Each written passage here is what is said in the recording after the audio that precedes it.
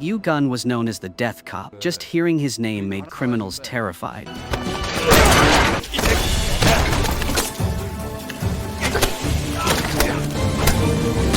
But as his position rose, Yu-gun gradually forgot his original ideals, until his real brother was murdered. Then Yu-gun woke up. Yu-gun's real brother was a journalist. He was investigating the dark secrets of the notorious prison, but he investigated for a long time but couldn't find anything. So he finally went to Yu-gun for help. But Yu-gun didn't pay attention to this. Yu-gun thought that this prison wouldn't cause any trouble. However, a few days later, Yu-gun received news that his brother had been murdered. As a sharp criminal police officer, Yu-gun knew that the murderer was related to the power in the prison. Yu-gun immediately asked his superiors to let him go to prison to investigate the case and avenge his brother. However, this prison was not simple. As soon as he entered prison, Yu-gun encountered many gangsters he had arrested. Seeing that the policeman from years ago had now become a prisoner, the prisoners were extremely excited and immediately rushed to attack Yu-gun. Seeing that, Yu-gun did not spare any time and directly spat saliva in their faces. Yu-gun's actions angered the prisoners.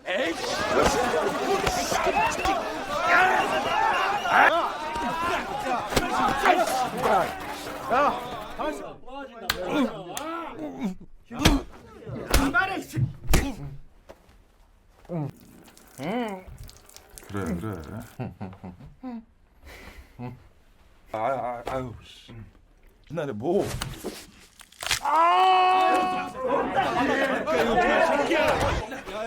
못 따버린다. 이 새끼 진짜 돌아라니까! After that, Yu-gun asked to see the warden. Yu-gun told the warden that they were both government employees. So Yu-gun asked Kyung-min to change his cell, but Kyung-min was cold and said nothing. Kyung-min also ordered his men to take Yu-gun back to his cell. Yu-gun thought that Kyung-min had changed his cell, but what was waiting for Yu-gun were 6 prisoners with murderous faces.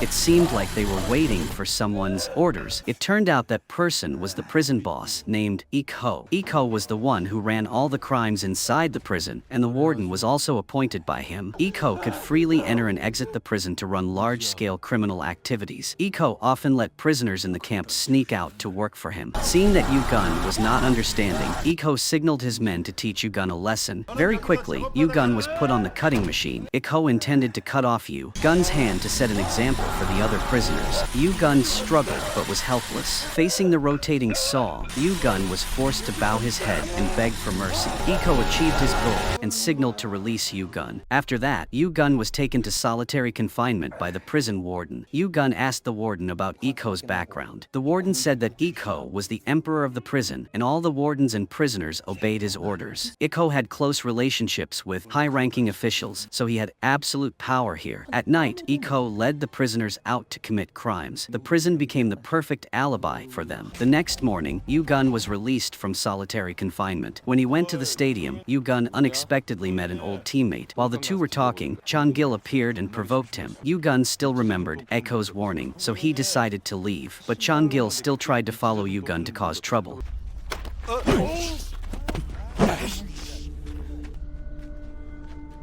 At this time, Ik-ho came over. He suggested that Yu-gun and Chang-gil compete. Whoever won would be able to ask for anything. The prisoners around cheered enthusiastically. This was truly a rare fun game. Yu-gun set a condition. If he won, he would be transferred to a VIP room, and the whole prison would get fried chicken. Yu-gun's action accidentally won the hearts of the prisoners. Meanwhile, Chang-gil demanded a large sum of money if he won. The match began.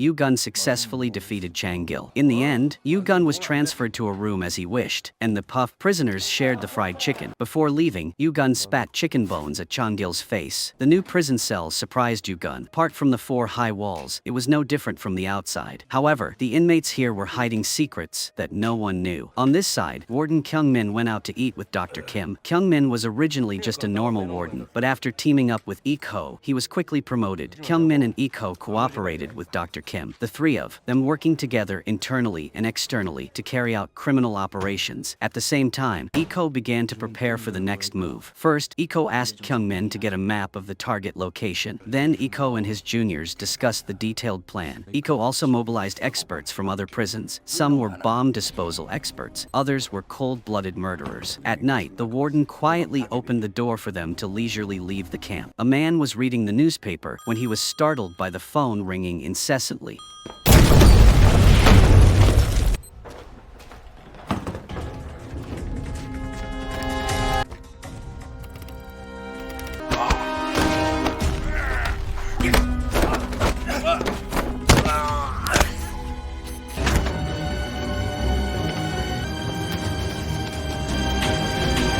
They thought the mission was successful. The group was leisurely returning to the prison when an incident suddenly occurred.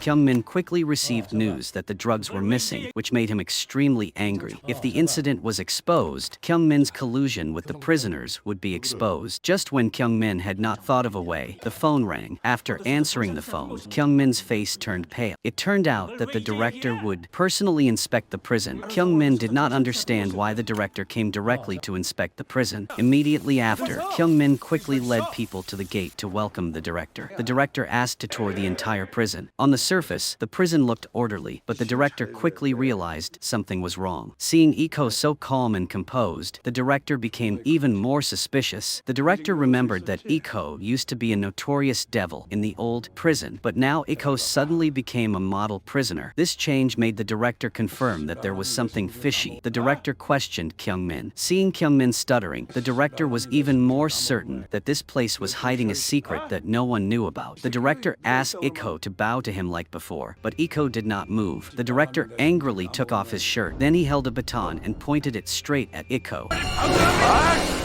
왜 가만히 있는 사람 괴롭히고 그래요? 쓰레기집이야. 네가 이 개새끼야!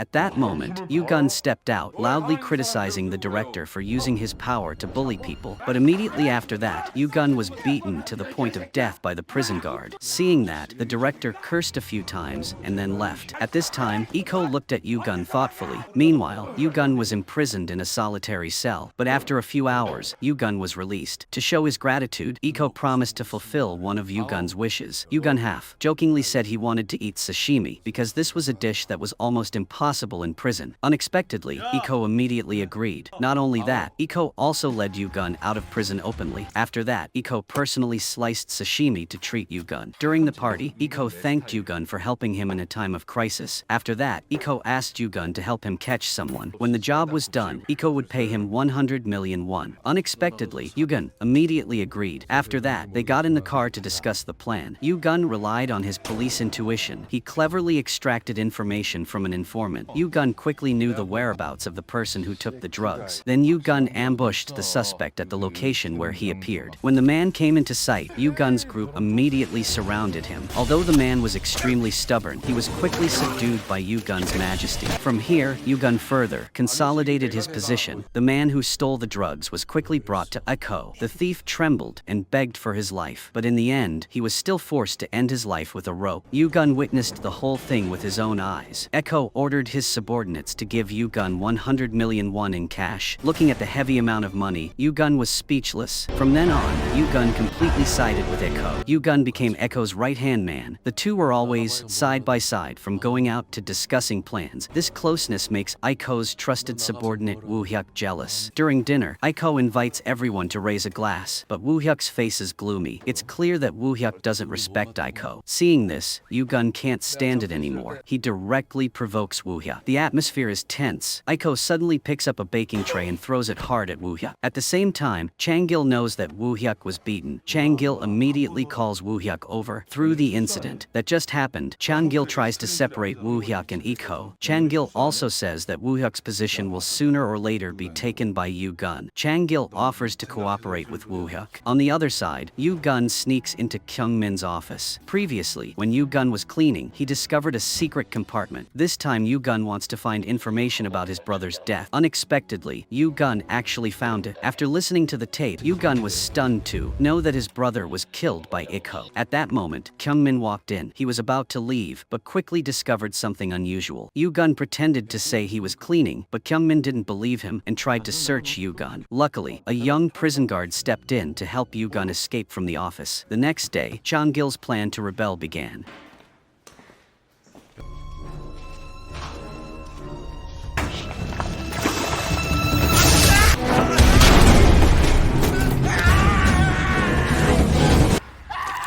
판사 새끼가 안 죽어. 잘못했습니다. 맞으면 싫지 않습니까? 형님 받아주십시오.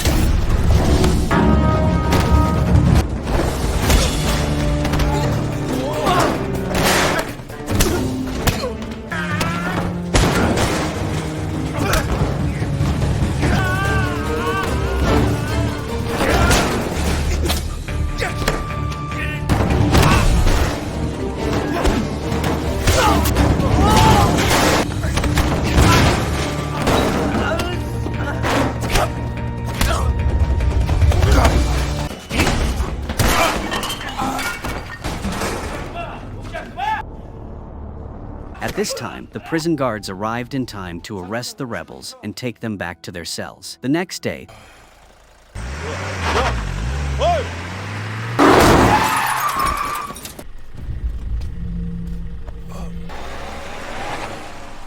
in the camp, Iko gathered the prisoners and announced that there was a traitor within the group. Iko said, if that person confesses, Iko will forgive the past. Because on the day Iko had an accident, only Yoo-gun came to help. It was clear that someone was holding back the others. Under pressure from Iko, Woo-hyuk knelt down and begged for his life. Iko, out of respect for their many years of friendship, handed Woo-hyuk over to Yoo-gun to deal with.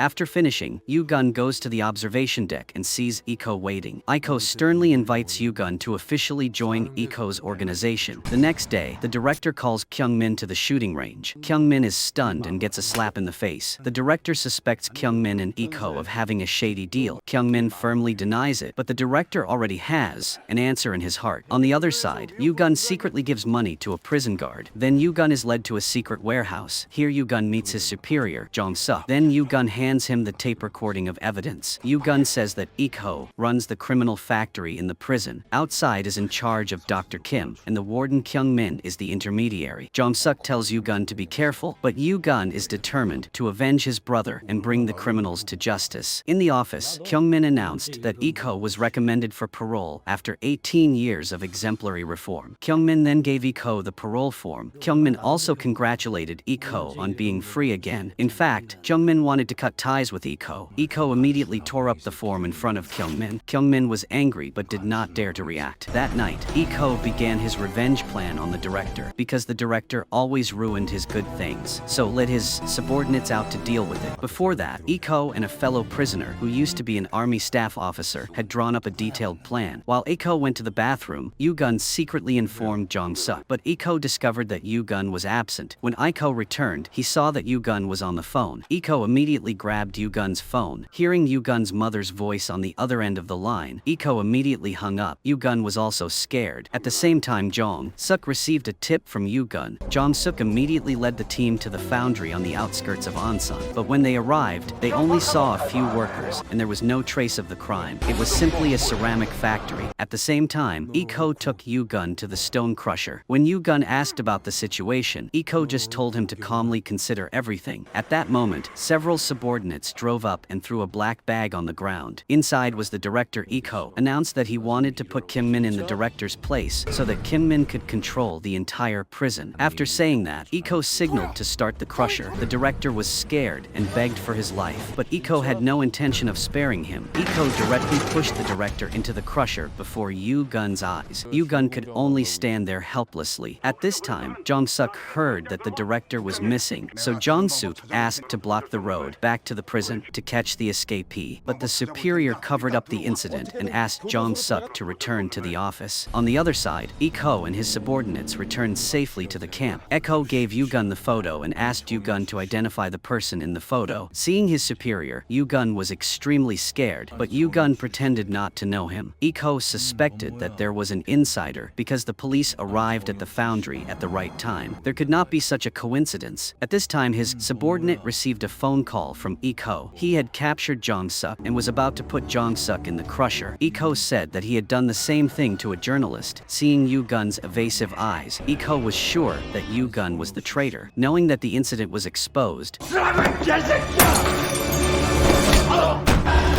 Yu-gun was then taken to the warehouse for interrogation. Iko confessed that he had killed Yu-gun's brother, and Yu-gun vowed to avenge his brother. At that moment, Kyung-min rushed in and questioned Iko why he killed the director.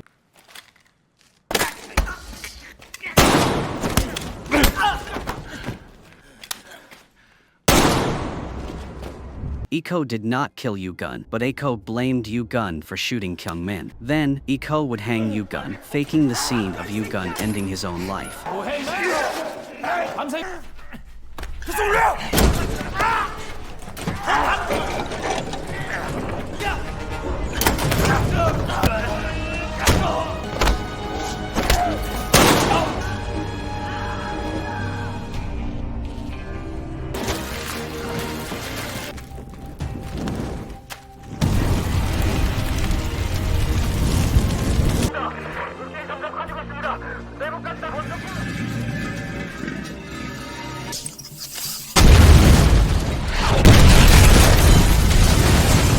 발생했다는 보고가 들어왔습니다. 지금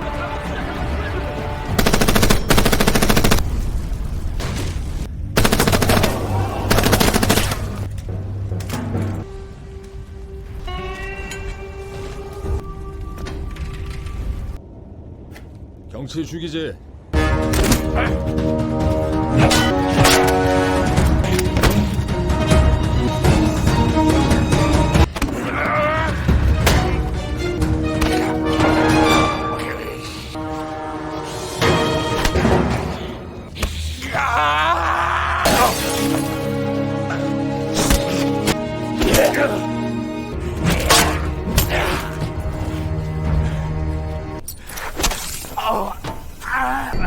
네가 날 잡아.